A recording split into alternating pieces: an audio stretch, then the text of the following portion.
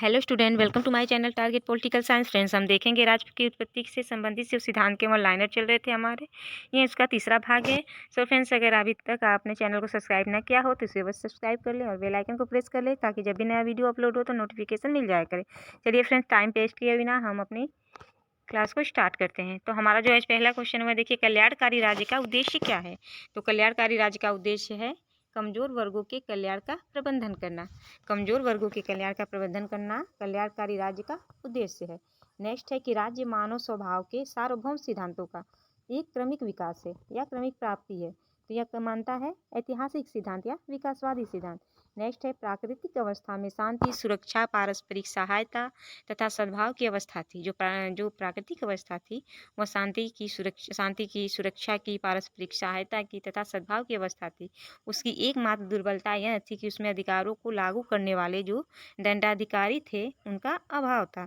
यह कथन था जॉन लॉक का। नेक्स्ट है कि हॉब्स के अनुसार सामाजिक संविदा समाप्त कर देती है। किसको? तो मनुष्य की अहमवादी सुखवादी प्रकृति को सामाजिक संविदा समाप्त कर देती है, अकॉर्डिंग टू हॉब्स। नेक्स्ट है, हॉब्स ने निरंकुश शासन को औचित्यपूर्ण सिद्ध करने के लिए सामाजिक संविदा सिद्धांत का प्रतिपादन किया था। निरंकुश शासन को औचित्यपूर्ण सिद्ध करने के लिए सामाजिक संविदा सिद्धांत का प्रतिपादन किया था। किसने? तो थॉमस हॉब्स ने। विकासवादी सिद्धांत के समर्थक थे बार्कर, मैकाइवर। नेक्स्ट है, कौटिल्य समझौतावादी सिद्धांत पर विश्वास करते हैं और मनु देवी सिद्धांत के समर्थक थे। नेक्स्ट है, मार्क्सवादियों के अनुसार राज्य की रचना के पूर्व अस्तित्व में रहा आदिम समाज की विशेषता थी। तो मार्क्सवादी जो हैं वे कहते हैं उनके अनुसार कि राज्य की रचना से पूर्व, मतलब जब तक राज्य की रचना नहीं हुई थी उसके पहले जो आदिम समाज था उसकी विशेषता थी कि वह एक वर्ग विहीन समाज था। नेक्स्ट है, लोक कल्याणकारी राज्य जो है वह व्यक्तिवाद एवं समाजवाद के मध्य की स्थिति है। नेक्स्ट, राज्य शोषक वर्ग की कार्यकारी समिति है। यह विचार है मार्क्सवादियों का। जॉन लॉक की राजनीतिक दर्शन का सही क्रम है। पहले जॉन लॉक ने जो अपना राजनीतिक दर्शन का क्रम दिया है उसमें पहले है नैसर्गिक अधिकार या प्राकृतिक अधिकार, उसके बाद प्राकृतिक अवस्था आती है, प्राकृतिक अवस्था के बाद अनुबंध होता है और अनुबंध के बाद नागरिक समाज का निर्माण होता है। नेक्स्ट है, राज्य की जो राज्य संपत्ति को उत्पन्न नहीं करता अपितु स्वयं उसके जन्म संपत्ति की रक्षा करने के लिए ही हुआ है। तो यह कथन था जॉन लॉक का।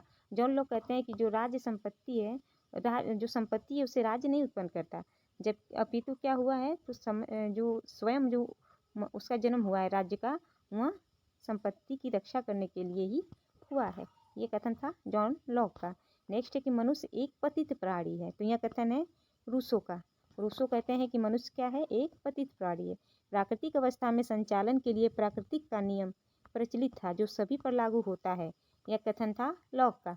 लॉक कहते हैं कि जो प्राकृतिक अवस्था में जो संचालन के लिए प्रकृति का नियम था वह सभी पर लागू होता है। कथन था लॉक का।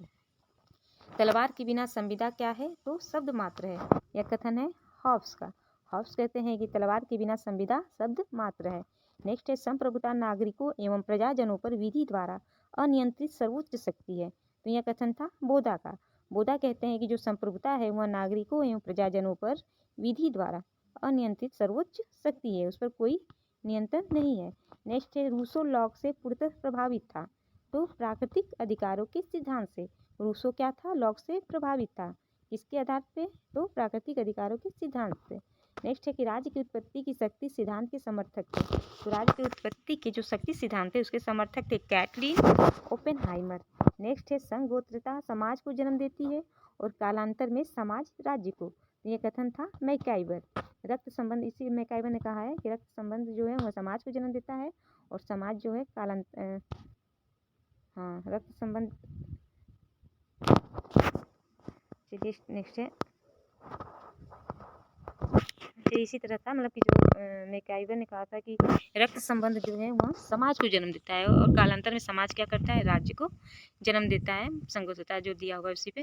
फिर नेक्स्ट है, the law of free monarchies. यह बुक थी जेम्स प्रथम की। The law of free monarchy किसकी थी? जेम्स प्रथम की। जेम्स प्रथम जो थे वह दैवी सिद्धांत के समर्थक थे। नेक्स्ट है, द नेचर ऑफ स्टेट। यह बुक है बिलोबी की। The nature of state book है बिलोबी की। फिर two treatise on civil government, यह बुक थी लॉक की। नेक्स्ट है द सोशल कॉन्ट्रैक्ट, यह जो बुक है वह है रूसो की। नेक्स्ट है कि रूसो के अनुसार प्राकृतिक अवस्था के प्रारंभिक चरण में मनुष्य का जीवन अत्यंत सादा एवं सुखी था, किंतु बाद में यह भ्रष्ट हो गया।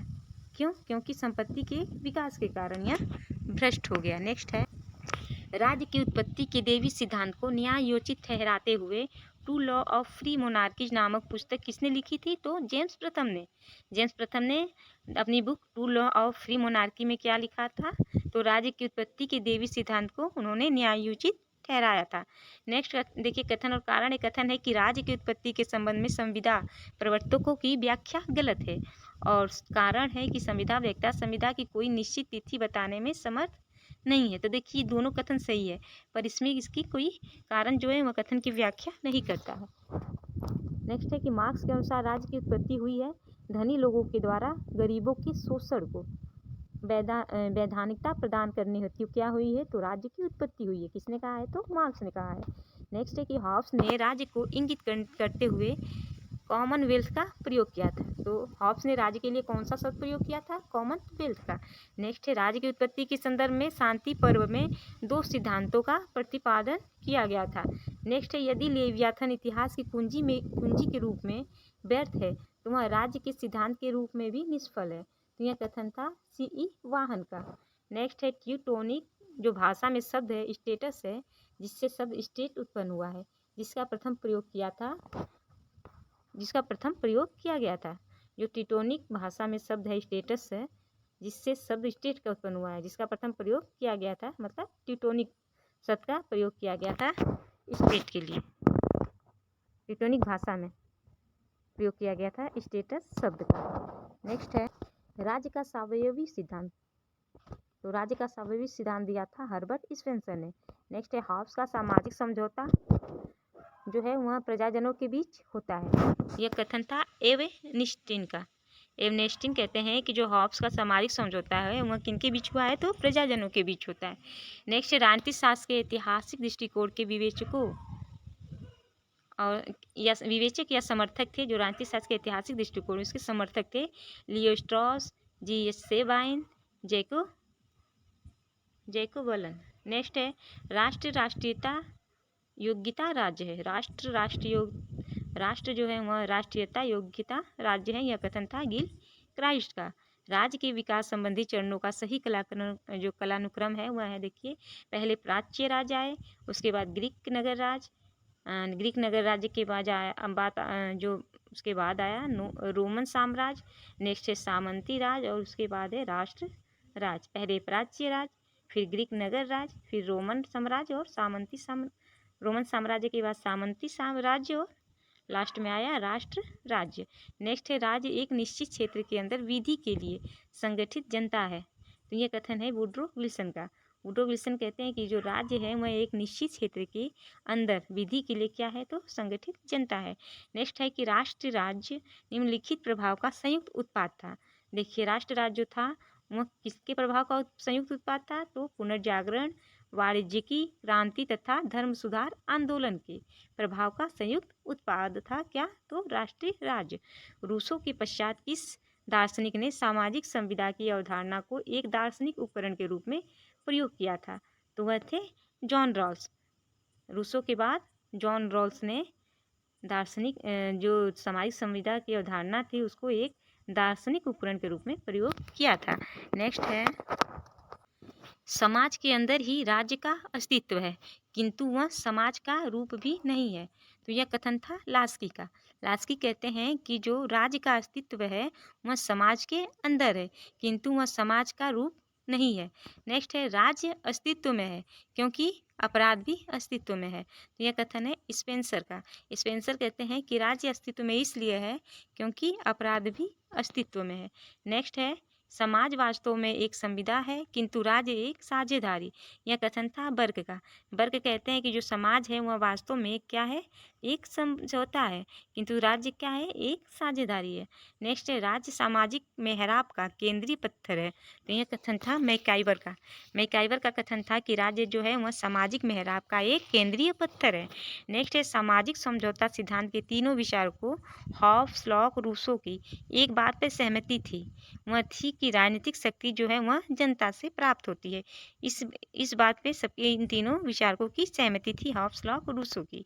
ये तीनों थे सामाजिक समझौता सिद्धांत के विचारक। देखिए कथन कारण कथन ये दिया गया है कि राज्य व्यक्ति का पूर्वगामी है। यह कथन सही है, अरस्तु के द्वारा दिया गया है। और कारण आर है कि राज्य के बाहर रहने वाले मनुष्य जो है या पशु है या देवता, यह भी अरस्तु का फेमस कथन है। ये भी सही है। तो कथन तो दोनों सही है, पर कारण देखिए इसकी व्याख्या नहीं कर रहा है। तो कथन कारण दोनों सही है पर व्याख्या नहीं कर रहा है।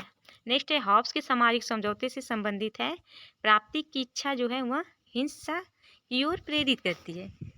हॉब्स के अनुसार जो है कि जो सामाजिक समझौते के सिद्धांत में है, हॉब्स ने जो दिया था सामाजिक समझौते सिद्धांत पर, उन्होंने कहा था क्या कि प्राप्ति की इच्छा जो है वह हिंसा की ओर प्रेरित करती है। नेक्स्ट है कि मनुष्य का जीवन जो है वह एकांकी था और है प्राकृतिक कानून की कुछ खास असुविधाओं को समाप्त करना। यह क्या था? यह हॉब्स के सामाजिक समझौता सिद्धांत के तत्व थे।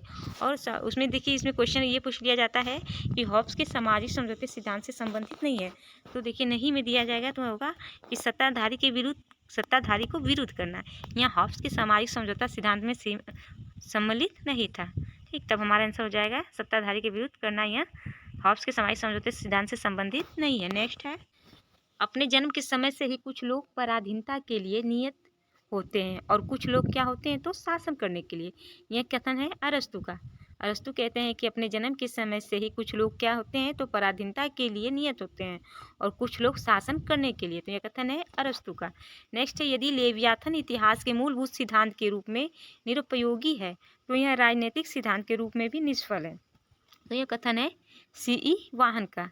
नेक्स्ट है सेबाइन के अनुसार वह दार्शनिक कौन है जिसने सर्वप्रथम राज्य को वह अर्थ प्रदान किया जो आधुनिक राजनीतिक व्यवहार में उसके साथ जुड़ गया है।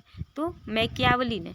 मैकियावली को सेबाइन ने कहा था कि वह मैकियावली ऐसे दार्शनिक हैं जिसने सर्वप्रथम राज्य को वह अर्थ प्रदान किया जो आधुनिक राजनीतिक के व्यवहार में उसके साथ जुड़ गया था।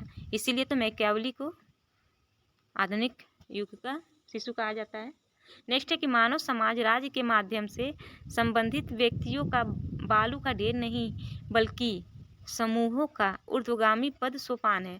तो यह कथन था फिगिस कहते हैं कि जो मानव समाज है वह राज्य के माध्यम से संबंधित व्यक्तियों का बालू का ढेर नहीं है बल्कि समूहों का ऊर्ध्वगामी पद सोपान है। यह कथन है फिगिस का। नेक्स्ट है मनुष्य भोला भाला जंगली है।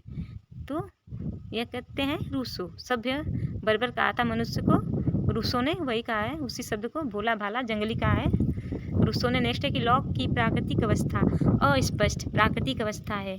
यह कथन था मैकफर्सन का। मैकफर्सन कहते हैं कि जो लॉक की प्राकृतिक अवस्था थी वह अस्पष्ट और अप्राकृतिक थी, नहीं अस्पष्ट और अस्पष्ट प्राकृतिक अवस्था थी। नेक्स्ट है कि लेवियाथन क्रॉमवेल की चापलूसी में लिखा गया था। यह कथन था क्लेरेंडन का। क्लेरेंडन ने कहा था कि जो लेवियाथन है वह क्रॉमवेल की चापलूसी में लिखा गया था। नेक्स्ट है कि हॉब्स की लेवियाथन राजनीतिक दर्शन की श्रेष्ठ कृति किसने कहा था? ऑक्सफोर्ड ने लेवियाथन को कहा था राजनीतिक दर्शन की श्रेष्ठ कृति। लेवियाथन की प्रति को यह कहते हुए जला दिया कि मैंने कभी कोई ऐसी पुस्तक नहीं देखी जिसमें इतना राजद्रोह, देशद्रोह तथा अधार्मिकता भरी हो। तो यह कथन था क्लेरेंडन ने लेवियाथन को जला दिया था। और नेक्स्ट है राज्यों का वर्गीकरण गणतंत्र, जनतंत्र, कुलीन तंत्र और राजतंत्र के रूप में किया था मॉन्टेस्क्यू ने। सो फ्रेंड, आज की क्लास में बस इतना ही। फिर मिलते हैं नेक्स्ट क्लास में। अगर आपको वीडियो पसंद आई हो तो इसे अवश्य लाइक करें और अपने फ्रेंड सर्कल में शेयर करें। तो धन्यवाद फ्रेंड्स।